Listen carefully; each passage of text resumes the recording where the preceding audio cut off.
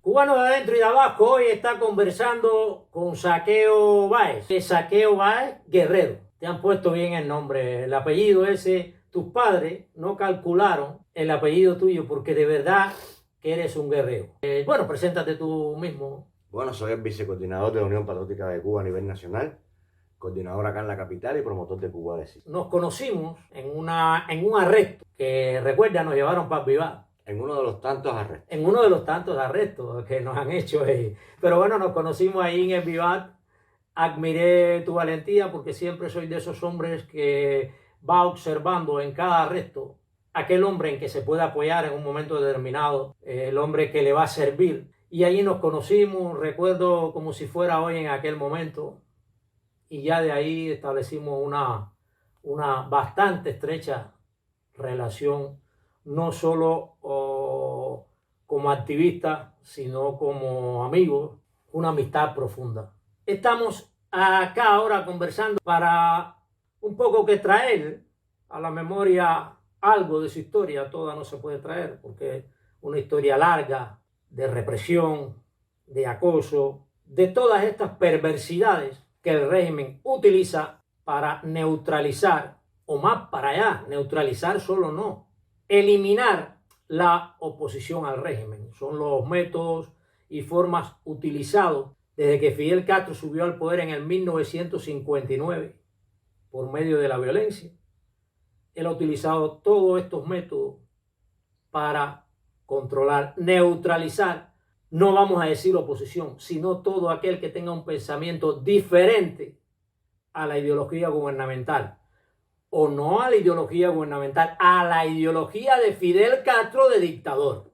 Ahí fui detenido por los represores Michael y otro represor que no me sea aún su seudónimo, y dos policías uniformados que me llevaron a la patrulla 009 y luego de haber sido introducido en la patrulla fui golpeado por ambos represores de la policía política, esposado y golpeado desde aquí de mi vivienda hasta la unidad de Calabazal, donde entraron a la parte de atrás y siguieron golpeándome dentro de la patrulla. Luego me llevan a la unidad de Guanabacoa. En la trayectoria desde Calabazal a Guanabacoa me pasan de un carro de patrulla a otro a las 6:68, donde dos policías me llevan en dicha patrulla a la unidad de Guanabacoa. Llegan, le dicen al carpeta que aquí está una persona por desorden público, por alteración al orden, y me multan con 150 pesos. Una multa arbitraria, sin haber cometido ningún tipo de delito. Por el contrario, fui golpeado brutalmente por la policía política. Estas son las marcas que me han dejado. Vean ahí. Aquí los ojos los tengo, o sea, como si fuera unos hematomas que me están saliendo.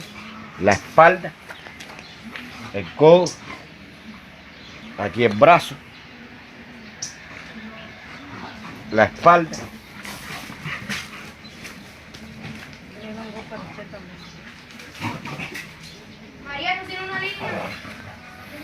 ¿Cómo fue que te convertiste en un opositor? A mí me gusta decir contrarrevolucionario de la revolución de Fidel Castro, porque hay mucha gente que dice, bueno, no somos contrarrevolucionarios porque intentamos revolucionar las cosas, pero sí somos contrarrevolucionarios de la revolución de Fidel Castro, que nunca fue la revolución del pueblo. A ver, ¿cómo te integraste en toda esta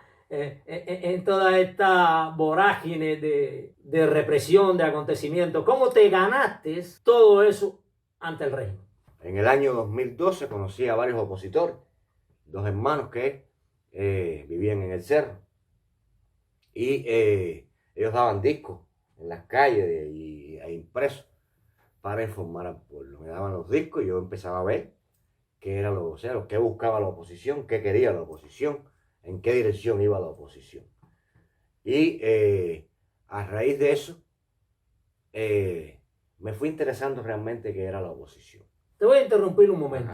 Ajá. Aquí tenemos un ejemplo de lo que la transmisión de la información, del conocimiento a la población. El imperio de la información y la intrusión hay que arrebatárselo al gobierno. Aquí tenemos un ejemplo claro de cómo este Guerrero se hizo doblemente guerrero. A raíz de eso, ya fui obteniendo información real, la que el régimen siempre censura, la que el régimen siempre utiliza a su favor de esconder para que el pueblo de Cuba no desinhiba sus miedos y por supuesto tampoco esté informado. Ya empieza la oposición, comienza automáticamente la represión contra mi persona, ya que la tarea de primero desde la policía política es reprimir a toda aquella persona, como bien decías ahorita, que se opone al régimen. Lo tuyo entonces fue espontáneo, no fue de los que les pisan el rabo. Los que les pisan el rabo son aquellos que muchos son funcionarios que cometen errores, no, cometen violaciones y entonces los expulsan, los apartan del trabajo y entonces comienzan a pensar en la ineficiencia del sistema, comienzan a volcarse en contra del sistema. Tú no eres de esos que les pisaron el rabo. Bueno, por supuesto que no. O sea, no esperé en ningún momento que me pisaran el rabo, como dices, para poder desinhibir mis miedos o buscar la información o tratar de ver qué cosa era la oposición, en qué dirección iba.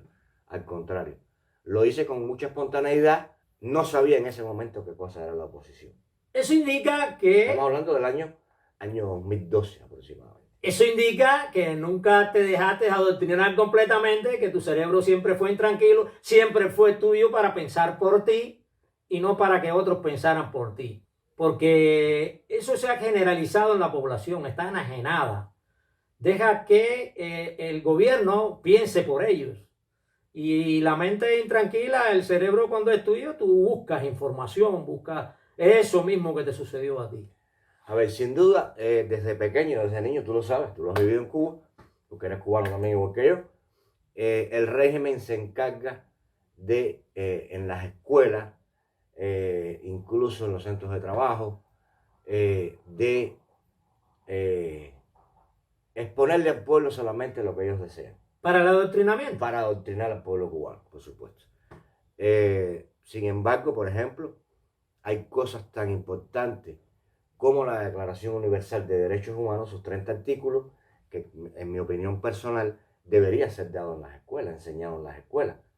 Deberían incluso enseñarlo hasta en los centros de trabajo o ponerlo en un cuadro como hacen en un centro, como podría hacerse en un centro de trabajo para que las personas conozcan sus derechos. Claro, pero es algo, por supuesto, que va en contra de su doctrina, ya que el ser humano, el saber que tiene derechos, cómo exigir sus derechos, ya por supuesto eso va en contra del mismo régimen cubano, que se ha dado la tarea de engañar al mundo al cruzar de, vamos a decir, de 62 años. Y adueñarse de los derechos humanos. Por supuesto, de 62 años, porque hasta el día 11 de julio del año 2021 ellos pudieron engañar fácilmente al mundo. Ya el día 11 de julio del año 2021, por eso dijo, de 62 años y no 63, que es lo que llevan ellos de dictadura, hasta ese día pudieron engañar al mundo. Porque ese día, frente a cientos de miles de cámaras, el mundo vio quién es el verdadero rostro del régimen cubano, cómo fueron capaces de arremeter contra un pueblo desarmado que salió con espontaneidad a las calles y arremetían contra mujeres, contra niños, que incluso hasta muchos de ellos fueron arrestados por esta tiranía, e incluso hay algunos que están en prisión en estos momentos. Y demostraron su verdadero rostro violento, de dictadores, de intolerantes, de asesinos, es preocupante no solamente para la oposición en Cuba, sino para el mundo en general, cómo ellos fueron capaces de mostrar su violencia, incluso de asesinar a un joven en La Guinera. El pasado día 11 de julio de 2021, la dictadura Castro Canel demostró al mundo cuál es su verdadero rostro, su esencia de tiranos, de intolerantes, de asesinos, de violadores de los derechos humanos en Cuba, a diario, por supuesto. Y es preocupante no solamente para la oposición, sino que también imagino que para el mundo y aquellos países libres, democráticos, que realmente defienden los derechos humanos, lo que ocurrió ese día en Cuba, frente a cientos de cámaras o a teléfonos celulares, cómo el régimen mostró su verdadero rostro, su cara. Imagínense ustedes qué puede suceder donde no existan esas cámaras. Imagínense ustedes qué puede estarle sucediendo hoy en día a nuestro líder José Daniel Ferrer García, quien se encuentra en prisión injustamente desde el pasado día 11 de julio, bajo fortísimas torturas, tanto físicas como psicológicas. ¿Qué le puede estar sucediendo a Félix Navarro? ¿Qué le puede estar sucediendo a Michael Ochoa? ¿Qué le puede estar sucediendo a Luis Manuel Lodero Alcántara? ¿Qué le puede estar sucediendo a Aymara Nieto Muñoz? En fin, ¿qué le puede estar sucediendo a esos más de 1.300 presos políticos que hoy se encuentran injustamente encarcelados por la tiranía Castro Canel? Ahora sí es verdad lo que tú dices, que salen algunos, algunas circunstancias en la Cámara, algunos acontecimientos en la Cámara, pero eso siempre lo ha estado haciendo la revolución de Fidel Castro contra todo el pensador diferente. Inclusive, la década del 60, del 70 fue una represión más cruda, fue una prisión política más despiadada todavía, porque no daban razones de los que encerraban en las prisiones, no daban razones, no dejaban visitarlo por los familiares. No había el conocimiento que ahora por lo menos podemos conocer una parte de lo que sucede, porque realmente lo que le está sucediendo a José Daniel Ferrer dentro de la prisión, nosotros lo imaginamos, pero yo creo que sea más crudo, porque quieren exterminarlo, quieren desintegrarlo, porque ha sido capaz de oponerse abiertamente y de frente, de una forma pacífica, al poder dictatorial. Y así, ahora se conoce un poquito más de la esencia monstruosa de la dictadura de Fidel Castro. Eso que se ve el día 11 de julio es solamente, digamos, no llega yo creo que ni a un 2% de lo que son capaces de hacer ellos. Que es lo más preocupante. De acuerdo con eso. Es lo más preocupante que tenemos. Con respecto a su esencia de... Pero no podemos, pero por eso no podemos atemorizarnos ni nada de eso. Y el pueblo no se puede atemorizar. No. El pueblo tiene que salir a la calle. El pueblo tiene que presentarse, condicionar al poder. De una forma pacífica, desde luego. Todos nosotros abogamos por una forma pacífica. Nos han dado golpes, pero no hemos respondido nunca con golpes. Así mismo. Cuando te hablo de lo que ocurrió ese día, es para que el mundo sepa realmente de qué ellos son capaces. Nosotros sí sabemos de qué son capaces ellos, lo sabe el pueblo de Cuba. Y aún así salimos a las calles, aún así nos enfrentamos abiertamente a la dictadura. Y bueno, sabemos cuál es el precio que podemos pagar. Por ejemplo, ahora mismo yo estoy en un proceso penal por la policía política, acusado de un falso delito de sedición. Según el falso delito que me acusaron, es actividad económica ilícita, simplemente por estar ahí en Santiago de las Vegas, un correo, girándole unos recursos a familiares de los presos políticos para que lo visiten en prisión, para que le hagan el llamado saco, la java, de alimentos y esas cosas. A raíz de eso fui detenido arbitrariamente el pasado día 19 de julio. Tengo por la policía política 30 días para irme de Cuba. Mira qué cosa más grande. Porque 30 días que ya han transcurrido prácticamente, me quedan 72 horas, me quedan 2 días. o te cancelan, O me encarcelan, o prorrogan eso, o no sé lo que va a pasar. como han hecho, como Como han hicieron hecho con con José otras Daniel ocasiones, Ferrer, como hicieron con José Daniel Ferrer, como hicieron con José Díaz Silva, que también está exactamente. injustamente encarcelado, con Félix Navarro, con Ceilí Navarro, en fin, yo no pudiera mencionar todos los nombres de los presos políticos hoy en día en Cuba. Entonces, es una injusticia más, por supuesto, ya que nosotros no cometemos delito alguno, son delitos fabricados por la policía política. También puedo ser acusado, según ellos me dijeron, de un delito de sedición e instigación a delinquir. Sedición e instigación a delinquir, porque según el régimen, o sea, esos represores de la policía política, ellos van a usar eso a su favor, alegando, por supuesto, un delito fabricado, de que esos recursos yo los utilizaba para pagarle a las personas para que se manifiesten en las calles, para que pongan graffiti, para que se manifiesten en contra del régimen de alguna manera. Y por sus derechos. Algo que realmente le digo al mundo que es literalmente falso. Es un método que usa el régimen, ¿no? Para tratar de callar tanto a la oposición como al pueblo de Cuba. Lo ha utilizado al decusar de 63 años, que es la prisión. Un muro de contención para tratar de callar al pueblo y callar a la oposición. Te me has adelantado un poquito, vuelvo a tu historia, me interesa un poco más atrás. Ya me dijiste cómo comenzaste con esa preocupación del hombre que nace con rebeldía y que es dueño de sí mismo. Bueno, hay muchos acontecimientos de tus arrestos. ¿Me podría decir algunos de los arrestos más crudos que se te hicieron?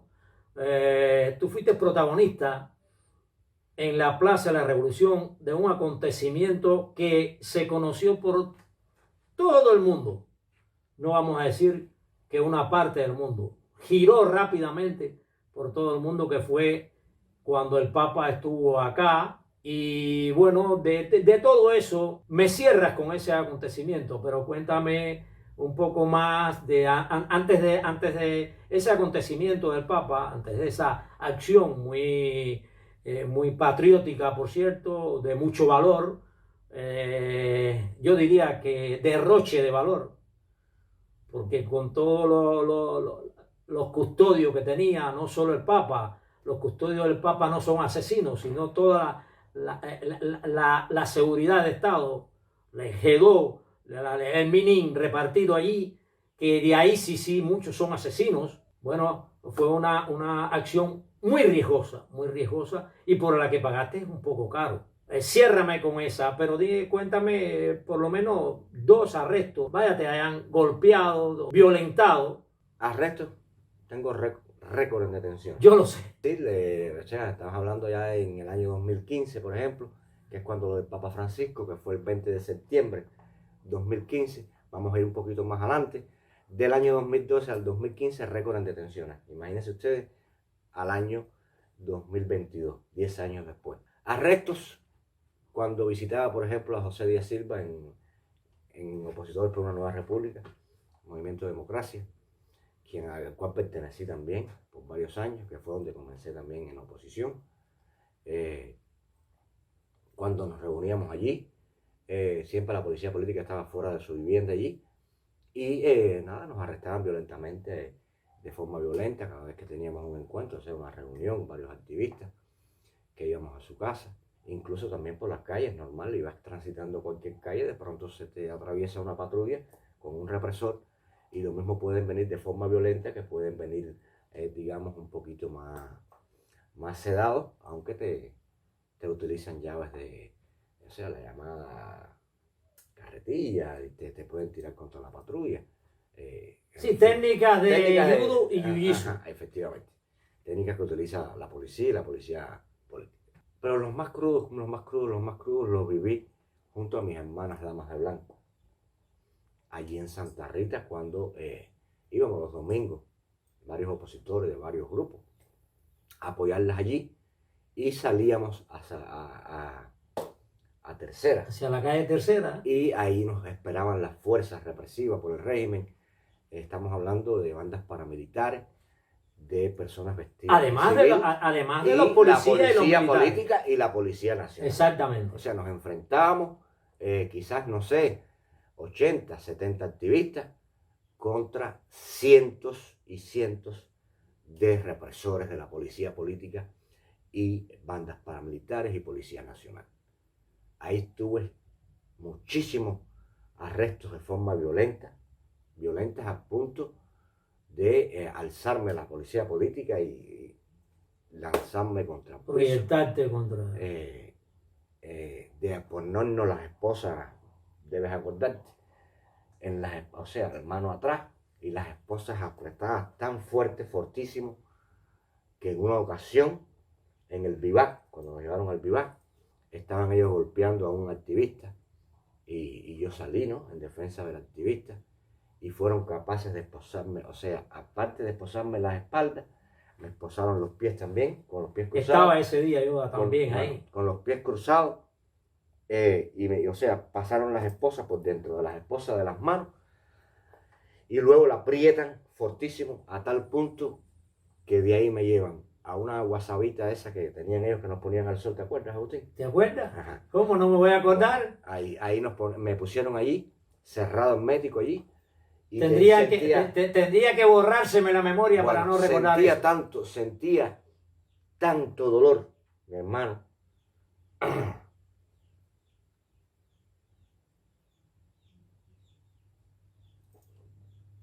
Me oriné. Tranquilo.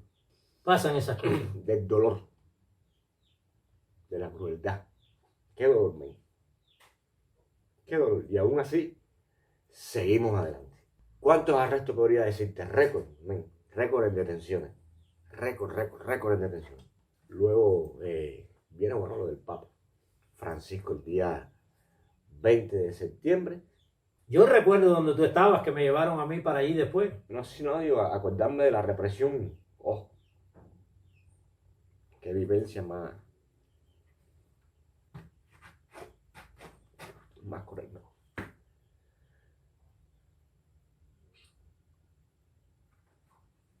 ¿Quieres agua? Claro. Es así. Aunque tengamos mucho valor, siempre tenemos corazón y alma. A ver, ven, llorar es un sentimiento humano, eso no es... Y nos hace sentir mal cuando otro hombre, por solo nosotros reclamar los derechos, otro hombre bien protegido por el gobierno, nos maltrata, nos humilla. Todo eso se siente dentro del corazón, dentro del alma. Porque si alguna cosa tenemos, todos los que defendemos los derechos humanos, es sensibilidad. Y esa sensibilidad es lo que nos ha hecho reclamar los derechos para todos. Luego vino lo del Papa, día 20 de septiembre de 2015, nunca se me va a olvidar.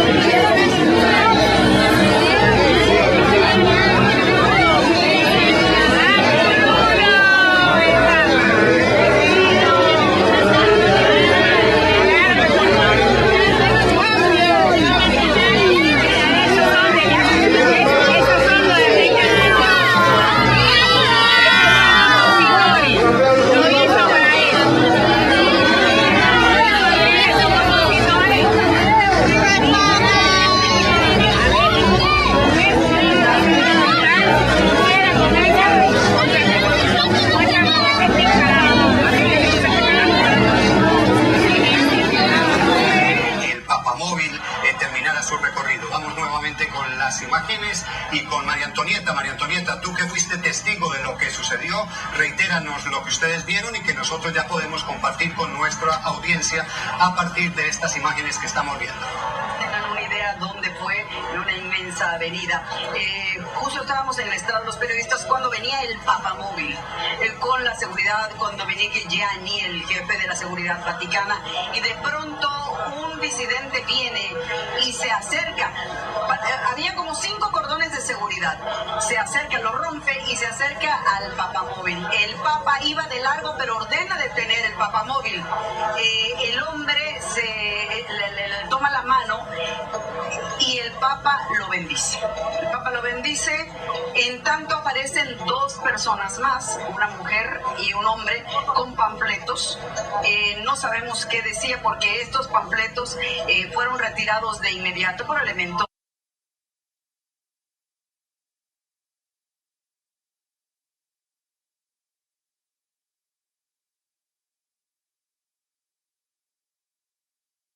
Y bueno, ahorita me dijiste que fue un acto muy heroico. Hermano, sabemos que eres un hombre humilde, no porque lo digamos, sino porque lo has demostrado. Bueno, en el año 2015, 20 de septiembre de 2015, ya viene la acción del Papa, donde no solo participé yo, también participó mi esposa María Josefa Consaldiñi, Que es una mujer muy valiente. Muy valiente también, por supuesto.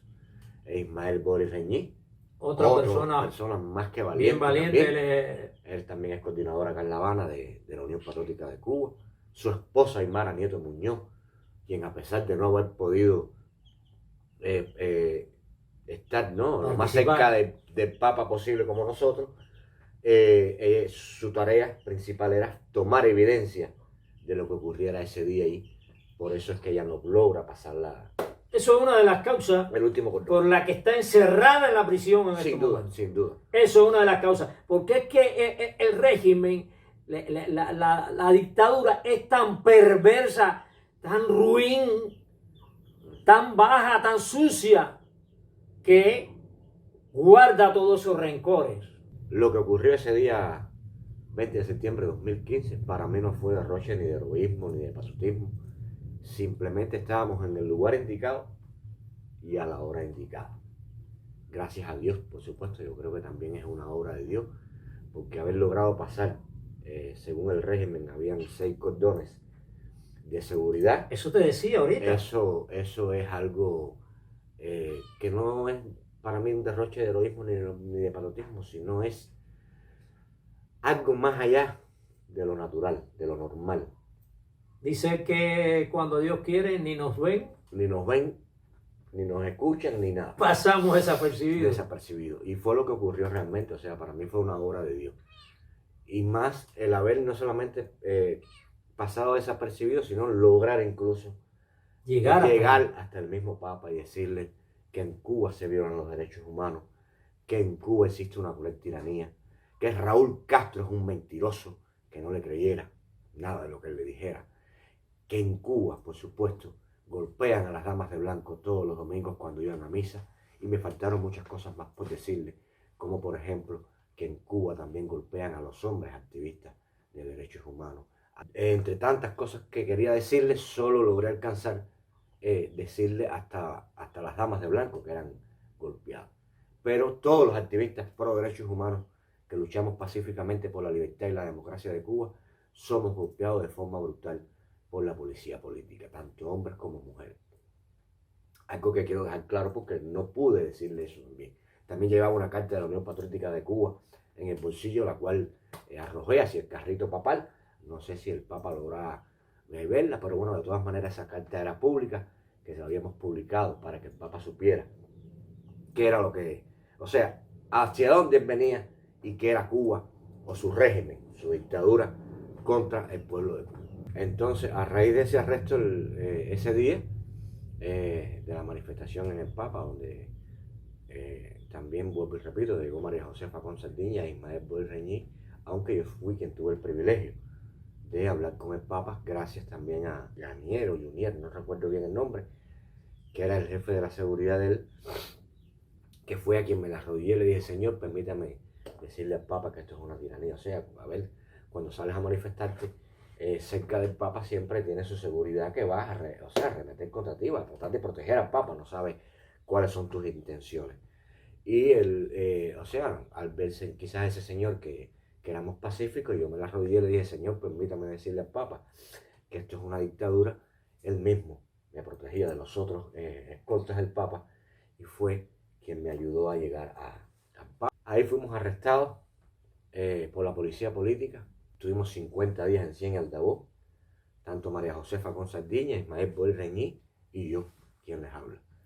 Y gracias a cientos de hermanos, miles de hermanos de lucha dentro de la nación cubana, periodistas independientes y hermanos de lucha fuera de la nación cubana, a países libres, democráticos, a gobiernos de países libres, democráticos, que exigieron nuestra libertad, nos liberaron a los 50 días.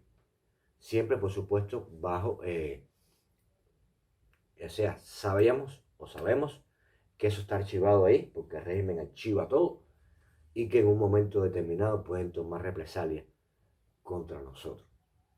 Y bueno, una vez más agradecerle, ¿no? Por supuesto, darle las gracias a todos esos hermanos de lucha, que muchas veces, yendo así en el Dabo allí, a manifestarse de forma pacífica, a exigir nuestra libertad, también fueron golpeados por la policía política, por la policía nacional, fueron arrestados por días también, aunque no quizás por los 50 días, pero te podían arrestar por 24 horas, 72 horas. Si fuiste golpeado, te pueden arrestar hasta por una semana para que se te bajen los golpes, la hinchazón, toda evidencia que puedas denunciar de las golpizas. Y gracias a esos hermanos, tanto dentro como fuera de Cuba, de la Unión Patriótica de Cuba, de todos los movimientos en general y partidos que nos apoyaron, fue que fuimos liberados. Tu estancia allí, cuéntame algo de tu estancia, porque supongo que hubo interrogatorios. Interrogatorios era diario, prácticamente diario. Y las torturas, bueno, no hay que golpearte. Para torturarte, de luego. Basta con que nosotros, en el caso mío, ¿no? Yo me acostaba a dormir en no ni una litera, es una cama así de hierro con 2 cadenas al lado, y ahí con un colchoncito de esos de espuma infinito. Y estar dormido y de pronto alumbrarte a la cara un esbirro de los que están de noche ahí preparados para eso. Te tocan los candados, van caminando y le golpean los candados, la puerta, que es de metal, para que te despiertes, para que no logres conciliar el sueño. Imagínate el estado que te lleva a eso, que no hay ni que golpearte. No hace falta ni tocarte con un dedo. No, a veces un golpe es menos efectivo que todo eso. Eso te va trabajando en el sistema nervioso y te va destruyendo. Efectivamente. Fui golpeado un día, el día 30 de octubre de 2015, día de mi cumpleaños también, por supuesto, cuando pasan a mi esposa y la logro escuchar entre ellos. Son celdas tapiadas y cerradas, lo único que hace es escuchar, no ver. No logras ver a la persona que están pasando, pero yo sí conozco la voz de mi esposa. Y la escuché hablando y solamente le dije, no te dejes doblegar por estos tiranos en ningún momento, pase lo que pase, vayamos para donde vayamos, vamos a estar firmes. Y a raíz de eso me sacan de la celda, me golpean y me llevan para un cuarto de interrogatorio. Fue realmente, puedo decir, la única vez que me golpearon, que usaron la violencia física, pero la violencia psicológica, la tortura psicológica, eso es permanente. Era permanente. Ahora te voy a preguntar, ¿te golpearon soldados, custodios o oficiales? A ver, esos son oficiales y custodios esos que están allí por turnos, ¿no? No es el mismo todos los días. Y al oír que yo me manifestaba, y empecé, por supuesto, abajo la dictadura, bajo el régimen, abajo la dictadura castrocomunista. A raíz de eso, ya abren la celda y, por supuesto... ¿Te golpearon con algún instrumento o...? No, con las manos. Con las manos. Pero bastaba que me golpearan si eran como 3 o 4. Claro. No hacía falta un instrumento. Y tú no eres muy corpulento. No, yo que no era tan corpulento, imagínate tú, ¿no? Si yo a ser más corpulento, yo creo que me matan. Seguro que te matan. Me matan porque, hay que matarlo. Y hubiesen usado más fortísima la violencia. Pero aún así, no hace falta ni golpearte, no hace falta. Solamente con los tratos crueles, inhumanos, degradantes, que vives ahí a diario, ya con eso basta. Eso es un centro de tortura que utiliza el régimen para torturar a las personas, tanto Cien y Aldabobo como Villamarista, Pedernales, allá en Holguín, donde también estuve. Una noche no pude dormir en 2-3 noches seguidas. Los mosquitos eran, no sé decirte de qué tamaño, bestiales, no te dejaban dormir. Eso es lo más aterrador que yo pueda haber visto en mi vida. Tanto que no quisiera ni imaginar qué está pasando ahora en estos momentos muchos presos políticos y presos comunes también, incluso en las cárceles cubanas, en las mazmorras de los Castros. Literalmente es lo más triste que he visto en mi vida. ¿Qué día te liberaron? ¿A los cuántos días te A liberaron? los 50 días. De lo del Papa, a los 50 días nos liberaron. A mí, a María Josefa e Ismael Boris Reñi. ¿No te aplicaron cargos? Multa. No me aplicaron ni medida, ni multa, pero sí tenía una medida cautelar. Bueno, ya de la... Que nunca he respetado tampoco, por supuesto. Ya de la atrocidad con que te trataron, de eso, todas esas torturas, Sí, bastaba. ¿qué más te iban a aplicar? Bueno, ellos aún así siempre usan las represalias. Exactamente, siempre usan, y la amenaza también, la amenaza permanente. Nosotros tenemos... Bueno, por ejemplo, ahora mismo, te decía al principio del video, estoy amenazado de ir a prisión, injustamente por varios delitos fabricados, porque eso es a lo que se dedica el régimen, a fabricarle delitos a los opositores pacíficos para sacarlos de las calles y, por supuesto, callar la voz de aquellos que se oponen. Y mucho más ahora, después del día 11 de julio de 2021, que el régimen está muy asustado, sabe que el pueblo se le está oponiendo y a raíz de ello su temor es más grande y, por supuesto, pueden encarcelar a varios líderes, como ha pasado con José Daniel Ferrer García, Félix Navarro, José Díaz Silva, también por supuesto a personas que lo sigue el pueblo, como Michael Osorbo, Luis Manuel Otero Alcántara, Mara Nieto Muñoz, en fin, señores. Sí, ya dije José Díaz Silva. Es que no quisiera mencionar nombres porque no quiero dejar pasar por alto ninguno. Es un grupo tan grande, hay más de 1.300 presos políticos. Son cientos de... Y los más conocidos, antes del día 11 de julio, no podría decir tampoco todos los nombres en estos momentos de ellos. Por eso mi respeto para todos los presos políticos, mi admiración hacia ellos, siempre respetado a todos aquellos que luchan por la libertad, la democracia de Cuba de forma pacífica. Y los admiro mucho, de corazón. Bien, te voy a hacer otra pregunta. ¿Cómo llegaste a la UNPACU? ¿Cómo llegué a la Unión Patriótica de Cuba? Bueno, la Unión Patriótica de Cuba, en 2014, fui ya invitado por la Unión Patriótica de Cuba, por nuestro líder José Daniel Ferrer García,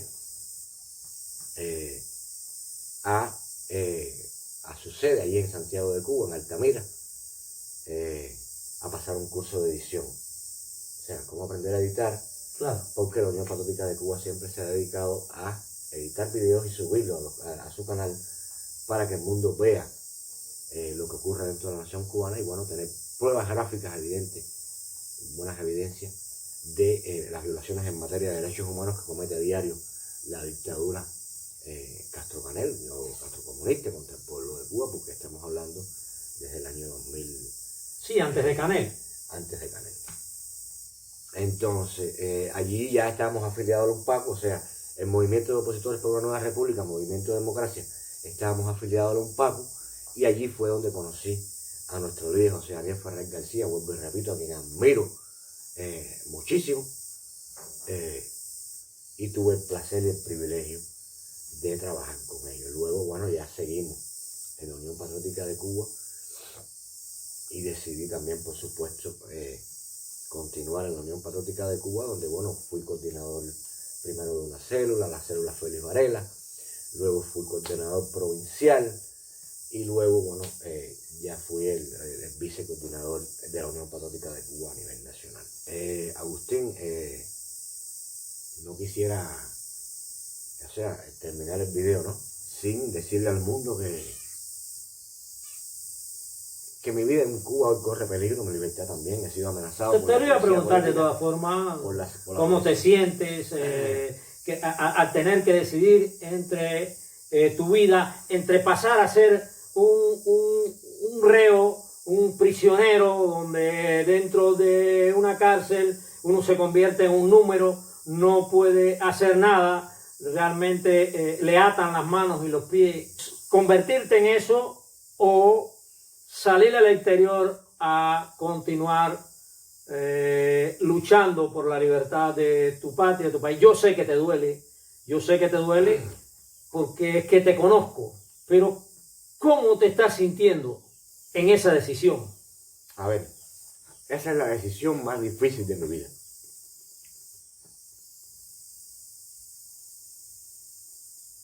Conozco tu carácter. Ante todo, ¿no? Pero tienes que ser objetivo. No puedo pasar por alto, ¿no? El pedirle perdón a José Daniel Ferrer.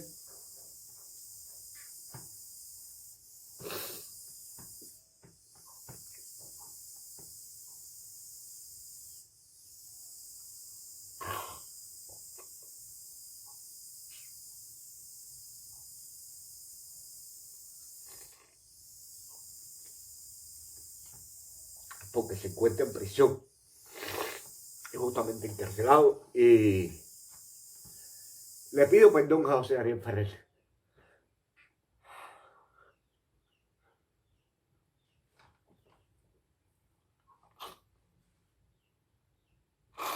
Es duro, hermano, es duro. Pero hay que ser objetivo. Le pido perdón al pueblo de Cuba, a la oposición, que siempre ha estado, ¿no?, al tanto de todo lo que ha sucedido conmigo. Son 10 años de trayectoria y estoy ahora en una situación bien compleja y bien difícil. Y bueno, escogí, ¿no?, exiliarme a través, por supuesto, de la Embajada de Estados Unidos en Cuba,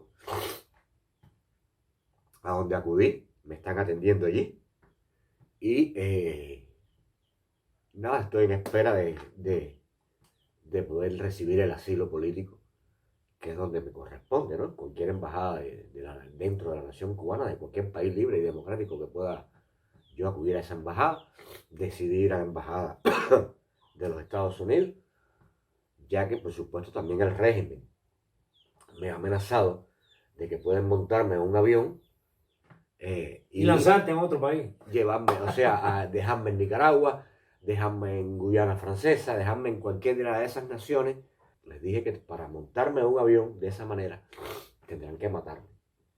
Porque si ya decidí irme de Cuba, forzadamente voy a ser desterrado de mi país.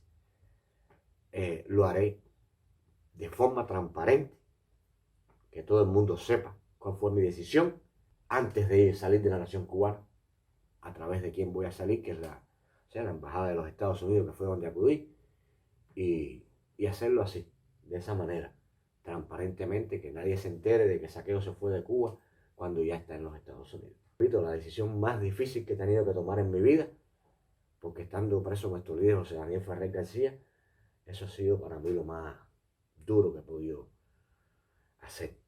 Incluso a pesar de que muchas personas dicen que soy un hombre muy valiente, que lo del Papa, que Saqueo muy valiente, lo siento ahora como una cobardía. Pero bueno, mi vida está primero. No, tu vida, y que, fíjate, te está hablando uno de los que está en contra, que tú lo sabes, siempre he estado en contra de... O sea, a ver, estoy tratando de salvar mi vida, ¿no? Porque que el régimen me lleve a prisión, no les voy a permitir que me priven de mi libertad sin delito. Tendrías muy pocas posibilidades de sobrevivir. Sin duda. Eso una. Y ya te decía, estaba hablando con uno de los hombres que ha estado siempre en contra del escape pero en estos momentos, te puedo ser todo lo sincero que soy. Un hombre dentro de la prisión en estos momentos, como está de intranquila la dictadura, con el conocimiento que tiene de que está perdiendo, de que ha perdido mucho terreno y mucho más después del 11 de julio para acá.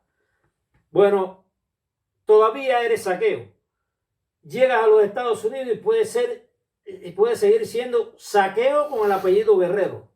Pero si entras a la prisión, yo pienso, en tu caso, que vas a dejar de ser saqueo.